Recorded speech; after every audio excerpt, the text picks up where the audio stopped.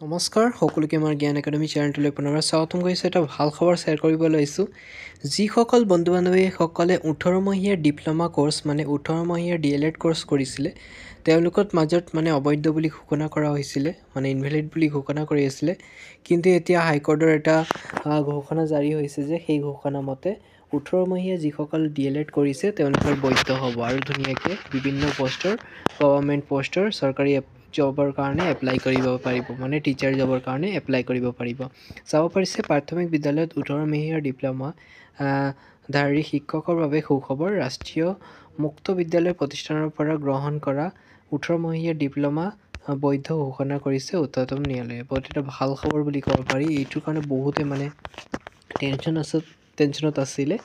ইয়াত অলপ ভালকৈ বুজাই দিব বিচাৰিছোঁ, ধুনীয়াকৈ আপোনালোকে এক্সপ্লেইন কৰি দিছোঁ। মই অলপ পঢ়ি দিম বাৰু। তাৰ আগতে কৈ দিব বিচাৰিছোঁ, আপোনালোকৰ যোনটো LP UP টিচাৰ ভেকেঞ্চিৰ পৰ্টেলটো আকৌ খোল খোৱা কথা আছে বন্ধুনীসকল। কাৰণ চাওক, এতিয়া আগতে যিসকল বন্ধুনীসকলে ইনভেলিড কৰাৰ কাৰণে বহুতে এপ্লাই কৰা নাছিলে, সেইকাৰণে এই কেণ্ডিডেটসকলে দাবী ঘোষণা কৰিছে যে সিহঁতৰ কাৰণে পৰ্টেলটো পুনৰবাৰ খুলি দিয়া হয়, যাতে তেওঁলোকে LP UP টিচাৰ ভেকেঞ্চিৰ কাৰণে এপ্লাই কৰিব পাৰে।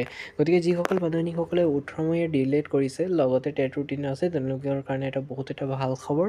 ধুনীয়াকৈ আপোনালোকে এপ্লাই কৰাৰ এটা সুযোগ পাব বুলি আশা ৰাখিছোঁ আৰু অতি শীঘ্ৰে আপোনালোকৰ কাৰণে ৱেবছাইট অ'পেন হ'ব বুলি শুনিছোঁ আৰু আপডেট আহিলে আপোনালোকক মই জনাই দিম বাৰু। ঠিক আছে বন্ধুসকল, আজি ইমানেই ৰাখিছোঁ। যদি নতুনকৈ আপডেট আহে আপোনালোকক জনাই দিম। চেনেলটো ছাবস্ক্ৰাইব কৰি ৰাখক যাতে আপডেটবোৰ আপোনালোকে পাই থাকে। ইমানকৈ সামৰণি মাৰিছোঁ, ধন্যবাদ। কিন্তু তাৰ আগতে কৈ দিব বিচাৰিছোঁ, যিসকলে 18 মহীয়া DLED কৰিছিলে তেওঁলোকে বহুত টেনশ্যনত আছিলে। ফাইনেলি সিহঁতৰ কাৰণে বহুত এটা ভাল খবৰ বুলি ক'ব পাৰি।